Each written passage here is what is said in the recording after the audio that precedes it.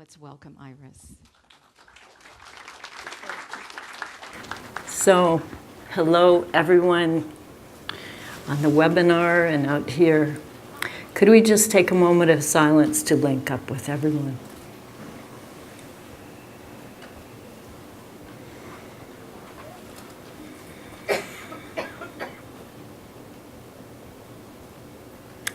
Restoring the plan on Earth. The big question is, how are we doing? Can you relate to this? Probably we all can, especially if we watch news on a regular basis. Recently, I read that depression is now the #1 cause of disability worldwide, according to the World Health Organization.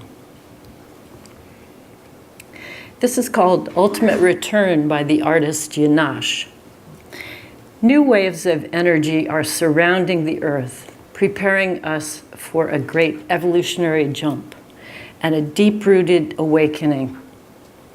We are on the threshold of a new age of light that marks a reversal in direction from an outgrown focus on material values to a release, a freedom, a liberation, more favorable for the expansion of planetary consciousness.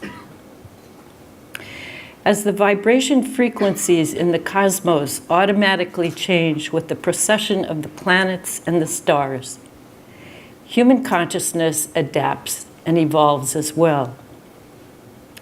The ageless wisdom teachings signal the imminent return of the world teacher, and we're told the major required preparation is a world at peace. However, DK says that peace must be based on an educated goodwill, which will lead inevitably to right human relations and therefore to the establishment, figuratively speaking, of lines of light between nation and nation, group and group, religion and religion, and human and human. We know humanity plays a vital part. 2025 is rapidly approaching when the elders of our planet will meet to review our progress of the past 100 years. And decisions will be made in preparation for the next century. This is a defining moment for humanity. What more can we do to aid these preparations? Perhaps one of our greatest opportunities lies in assisting the work of the United Nations. As the interdependence of the world is more forcibly realized and through an almost constant stream of crises brought before it, the UN is coming into a markedly more significant role. Considered by many around the world to be a beacon of hope, the UN still continues to be humanity's most far-sighted and significant undertaking. It represents a fact of our oneness, a reflection of the highest achievement in consciousness marked by humankind as a whole at this time. This is the first planetary focus at the human level where the nerve endings of all humanity join, where the qualities, characteristics, different attributes, and essences of all human groups merge and blend. So at least symbolically, we can see how the UN could be considered the center which we call the human race, referenced in the Great Invocation, and perhaps the first temple of humanity. The UN Charter begins, "We the peoples." It's a living organism of all of us. UN headquarters is located in New York City. Its keynote, it's one of the planetary centers. Its keynote is, "I light the way." Think of the Statue of Liberty holding up the torch. The sixth ray of idealism is the force expressing itself through New York. The second largest office site of the UN is in Geneva, another of the 5 planetary centers. We're told Geneva is yet to be fully expressing the second ray of love wisdom. Her keynote is, "I seek to fuse, to blend, and serve." In 1945, after the war, 3 significant events took place. 1, the world teacher announced he would reappear, providing right human relations were created in the world. 2, the great invocation was given out to humanity. 3, the final version of the UN Charter passed unanimously. We're told the avatar of synthesis overshadows the General Assembly, and that's the image on the right. He is at the apex of a triangle with the spirit of peace and the Lord Buddha, and is closely related to the will aspect of divinity, working to produce at-one-ment, unification, and fusion. We're also told that he can come no closer than the mental plane, and will be overshadowing the coming world teacher. He can only channel his energies through mass consciousness or through a group conscious entity, such as the spiritual hierarchy, the United Nations, or humanity. The new group of world servers is the focal point of his efforts and the agent through which he distributes energy. And we know that the UN is filled with the new group of world servers, whether they know it or not, and infused with the love of the hierarchy and the Christ. Emerging from the most inclusive process in UN history, the 2030 Agenda and its 17 goals are an agreed set of priorities for the global common good. This was enacted in 2015. This People's Plan, as it's called, seeks to transform our world in a significant way. It has the potential to become a focus for the forces of goodwill throughout all sectors of society. In addition to ending poverty, fighting inequalities, and protecting the planet, the SDGs are also an urgent call to shift the world onto a more sustainable path, thereby enabling all humankind to enjoy a future of peace and prosperity on a healthy planet. These goals apply to all countries, rich and poor, and middle income alike. Each is expected to take ownership and establish a national framework for achieving them. Yet meeting them is beyond the capability of one nation. They will require the contribution of you and me and everyone. This is a universal call to action, an all hands on deck emergency, as in emerging.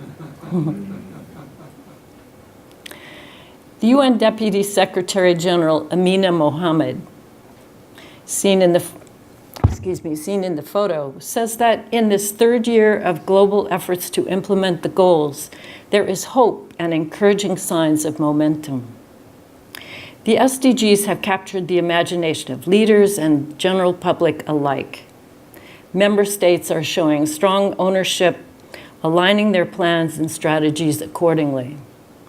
She has listed 5 imperatives to move the SDGs beyond promise to practice. And I've simplified them into a to-do list that we can all implement in our daily lives. Number 1, don't forget me. We must be guided by the principle of leaving no one behind. This commitment to inclusiveness and equality is at the heart of the 2030 Agenda. It is also our best long-term strategy to prevent conflict and maintain peace and security. I'm in that category, along with more than half of the people in this room who are women. along with the women are the youth and all who are experiencing marginalization and discrimination. Those furthest behind must be our top priority. Number 2, shift to sustainable. We must shift to sustainable consumption and production patterns. We need to address the tensions between needs and wants in a growing population of 7.5 billion people. 3, put our heads together. We must learn to think in an integrated way and work collaboratively with all sectors. Cohesive, aligned decision-making is a must for the SDG era. 4, share and spread the money around. We must mobilize our resources through all possible channels, public, private, domestic, and international. The financing requirements for realizing the SDGs are considerable. We know there is more than enough resources and currency in the world, and the means of its distribution are in place. The problem lies in freeing it from the centralization of politics and capitalism. Once we solve the economic problem, there may be no more need for wars. 5, do what's needed for the future. We must adapt our institutions to meet the greater demands of a new paradigm of international development. This requires us to go beyond institutional barriers and intellectual silos. The UN development system must also adapt, and so must we at all levels. We're creating a web of resilience through right relations, establishing those lines of light between nations, religions, groups, and each other. Humanity's plan is that of creating a safety net where no one is left behind. Because when we create a global net surrounding the planet, there is no behind and there's no forward. This is a plan in which we all have each other's backs, and structures are in place should anyone need assistance, where no one can fall through the cracks.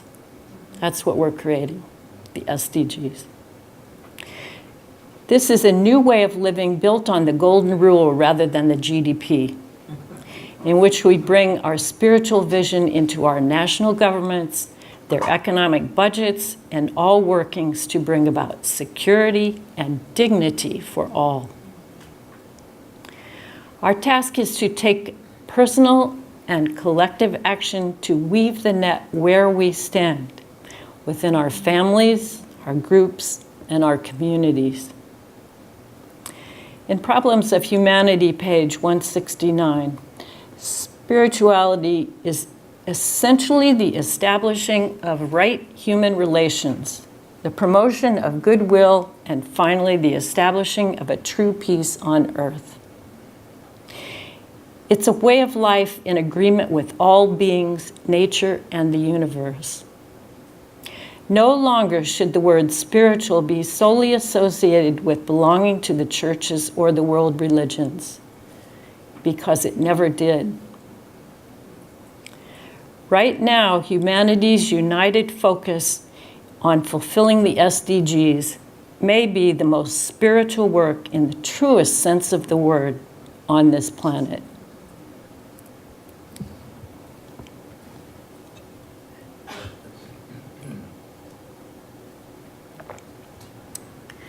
The circle of colors on the left is a symbol for the SDGs, their 17 goals.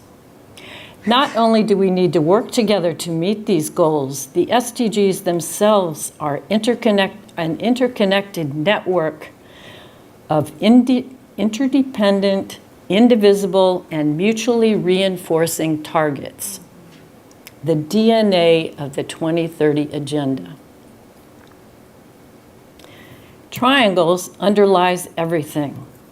our work in meditation is interconnected with the SDGs and crucial for their success. If we build the proper network etherically, then the work of the people of goodwill will be truly effective. For the triangle's work transmits goodwill or love in action, light, and eventually the will to good.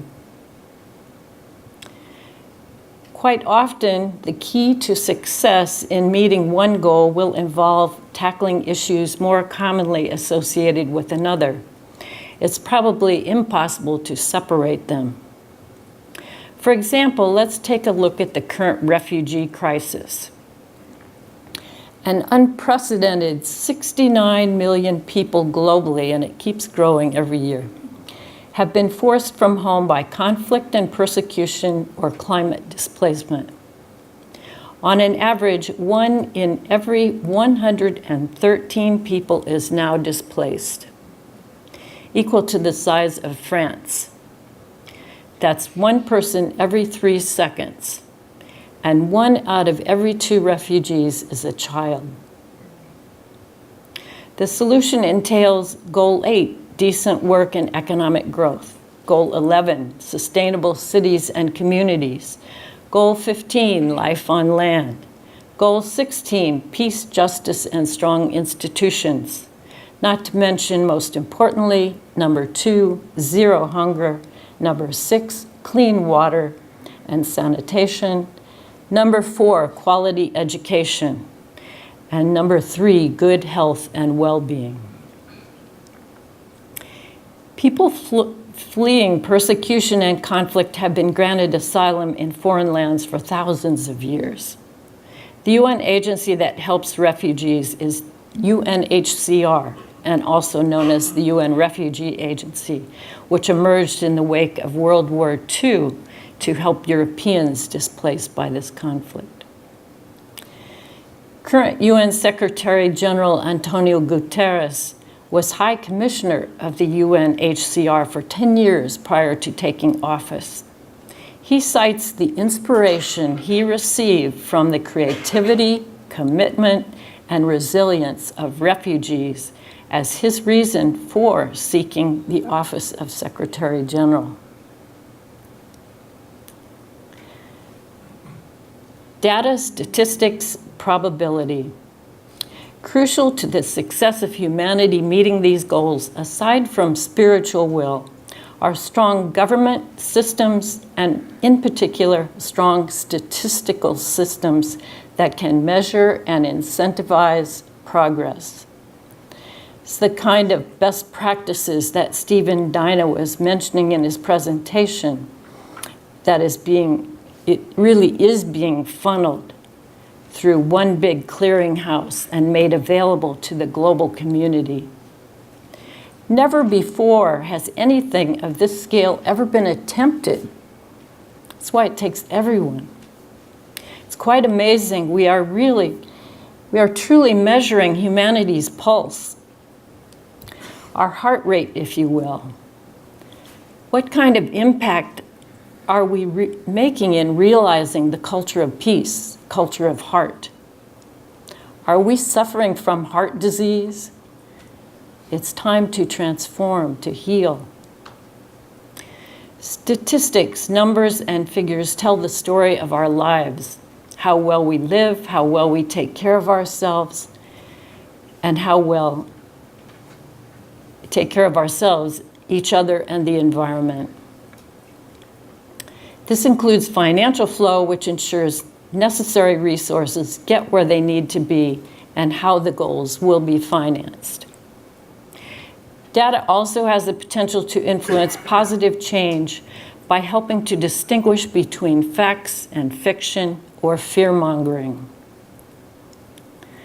This chart from the Center for Disease Control is interesting in that it shows how many Americans are killed annually by Islamic jihadist immigrants. 2. Far right-wing terrorists. 5. All Islamic jihadist terrorists, including U.S. citizens. 9. Armed toddlers. 21. Lightning, 31. Lawnmowers, 69. Being hit by a bus, 264. Falling out of bed, 737. Being shot by another American, 11,737. All are based on a 10-year average from 2005 to 2014, aside from the armed toddlers, which was just 2015.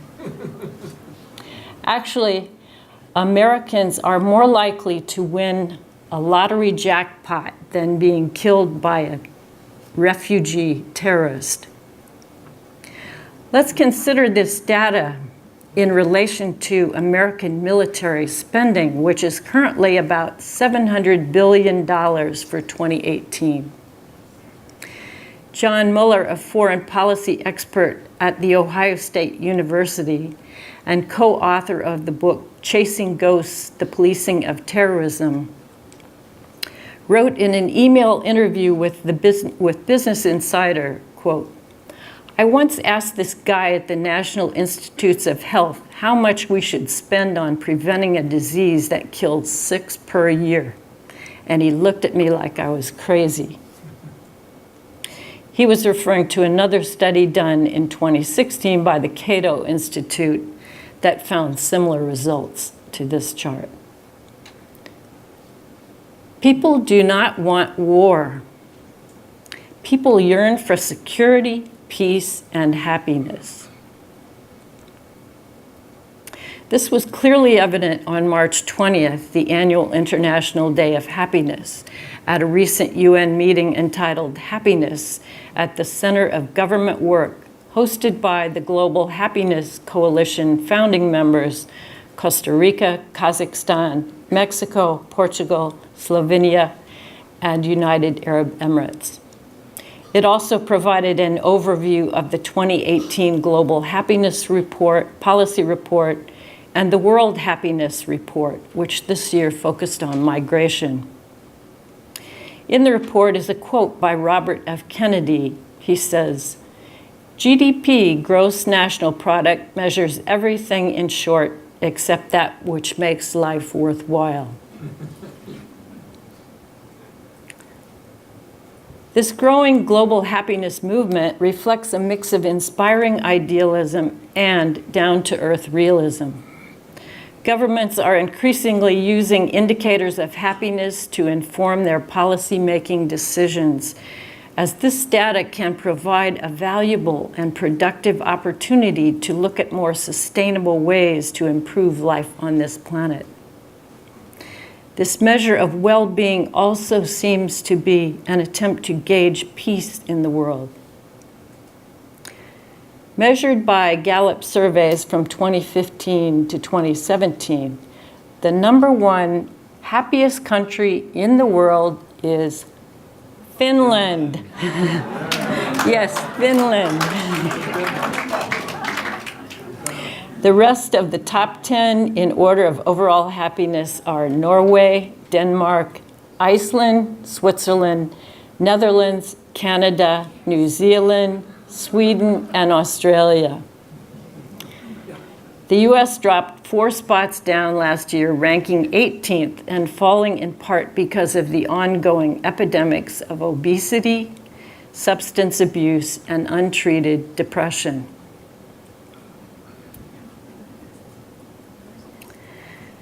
The world community is built with human hands and feet, and therein lies the beauty of the construction. It's from New Era Community number 156. There are an abundance of positive, inspiring studies and initiatives going on at the UN and around the world. Every day I hear about new ones. Here are 2 that came to my attention recently. Measuring Global Citizenship Education, a collection of practices and tools by the Brookings Institute, is, I believe, perhaps one of the more promising studies and having the greatest potential because it's geared for young people, the next generation. And it's focused on values, being an agent of change, building knowledge, and taking positive action. That's what global citizenship is all about. It's about oneness, recognizing our oneness. The second one is a UN publication which calls for urgent action on goal number 7, which is crucial for achieving almost all the SDGs. That's energy.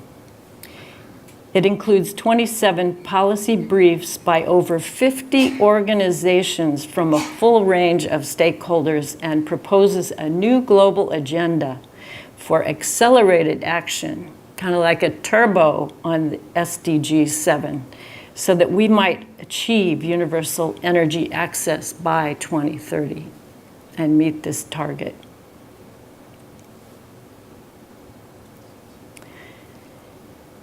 Two goals have been coming up for me more than most lately. The first goal is number 12, responsible consumption and production.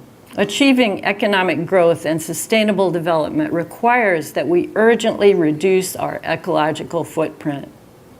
Agriculture is the biggest user of water worldwide,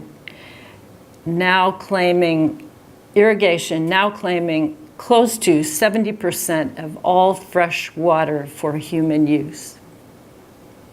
The efficient management of our shared natural resources and the way we dispose of toxic waste and pollutants are important targets to achieve this goal. Recycling and reducing waste is equally important, as is supporting countries like ours to move towards more sustainable patterns of consumption. Both. This includes food. A large share of the world's population is still consuming far too little food to even meet their basic needs, while 1/3 of the world's food is wasted. 1.3 billion tons, enough to feed 3 billion people, or 10 times the population of the United States.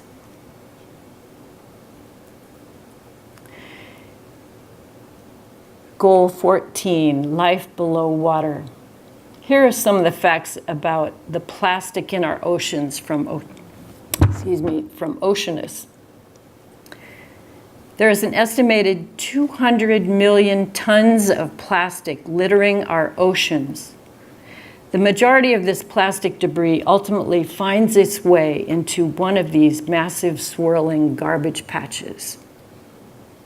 While plastic is not biodegradable, it is photodegradable. Sunlight breaks it down into ever smaller pieces called microplastics.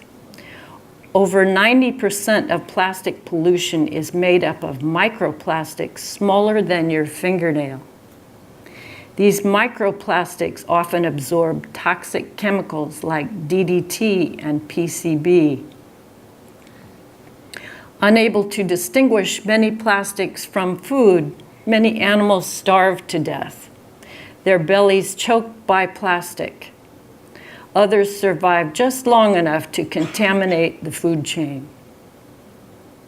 Our oceans could well be void of life within the next 2 generations if nothing is done to change this. Hindered by a stale way of thinking, cleanup has been virtually non-existent. So I'd like to give you some decomposition rates from that little chart on the lower left. Banana peel, 2 to 3 weeks. Paper, 5 to 10 weeks. Cigarette butt, 10 to 15 years. Aluminum can, 200 to 500 years. Glass bottle, 1 million years. Styrofoam, never. Plastic bottle, never. Fishing line, never. Plastic bags, never. Plastic is not biodegradable. Thanks to recent innovations in science and technology, hope is on the horizon. There's also an increasingly abundant, innovative news about plastic too. Positive news can be found at positive.news, if you'd like to check that out. Figuratively speaking, Mother Earth could say, #MeToo. Woman is considered as the source and guiding force of creation. The indigenous community recognizes this. Quote, all of nature, minerals, animals, plants, rivers, mountains, humans, planets, stars, and the invisible world are not just resources. They are our family, and therefore it is essential to live together in harmony. After watching Robert's and then Justin's moving films about death and dying, it was taken that it seemed one consistent download the near-death experiencers, or NDEers, got was the importance of love above all. So from Robert's compilation, Understanding Death, here's what some of them said. What I learned there is that the most important thing is loving while you're alive. That's why we're here. The most important thing we have are our relationships with other people. It all comes down to caring and compassion and love for your fellow men. Love is the answer. It's the answer to everything. Well, to me, a lot of things people think of as important are just not very important. I find that love, giving love, is sufficiently important. In my opinion, there are two things in life which keep a person going, or I would say, which are important. To me, they are the most important things, and that is love and knowledge. The NDEers seem to have embraced the messages of the two great teachers, the great brothers, the Christ and the Buddha, and came back with a new chip after this experience they underwent. To have such a deep understanding of love wisdom is a blessing. I find this very hopeful for us and for the planet. And I even wonder if it's possible a planet might go through a near-death experience too. The star of the mother of the world is the planet Venus. This new era we are entering is the era of the mother of the world. She's its representative. May we recognize the divine universal mother in all women. We've been told it's time we recognize also that the one mother of both lords is not a symbol, but a great manifestation of the feminine origin in which is revealed the spiritual mother of the two brothers, Christ and the Buddha. She was the one who taught and ordained them for achievement. UN Deputy Secretary General Ms. Mohammed said again, speaking on the SDGs, quote, we must unleash the potential of half our populations by ensuring women's full equality and protection from violence. We know that through women's meaningful participation in all aspects of life, we can increase food security, better address climate change, see great resources flow to social protection, unlock trillions for the global economy, and ensure more sustainable peace and security. Okay, I'm almost at the end, and so let's go over our to-do list of 5 imperatives to move the SDGs from promise to practice, which we can all implement. 1, don't forget me. 2, shift to sustainable. 3, put our heads together. And I believe this includes meditation. 4, share and spread the money around. 5, do what's needed for the future. I'd like to acknowledge all the good service work being done by meditators and spiritual groups around the world, especially SRI and the Ask Project. Your dedication and steadfastness is laudable. Here are a few other meditative incentives supporting the UN in which you are all warmly invited to participate. The 2025 initiative.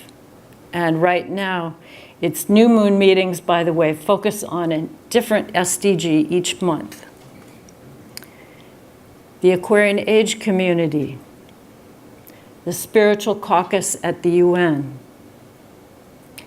Intuition in Service, and there are many more.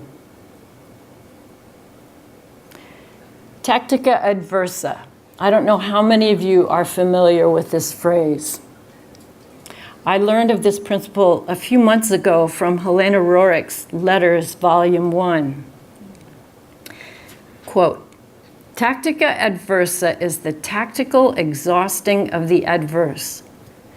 Precisely when the light forces wish to fulfill some plan on Earth, they make allowances for all possibilities, envisioning even the worst circumstances, so that success can be guaranteed even under the worst conditions. Then every betterment of the condition is already an unexpected bliss. Thus, from the worst is derived a benefit. When such tactics are applied, the enemies often contribute to the success. We can see that. We're told tactica adversa is used to arouse the consciousness, that it becomes necessary to take things to the point of absurdity. Otherwise, we won't wake up. Stephen Dina was referring to this in his presentation too, without naming it.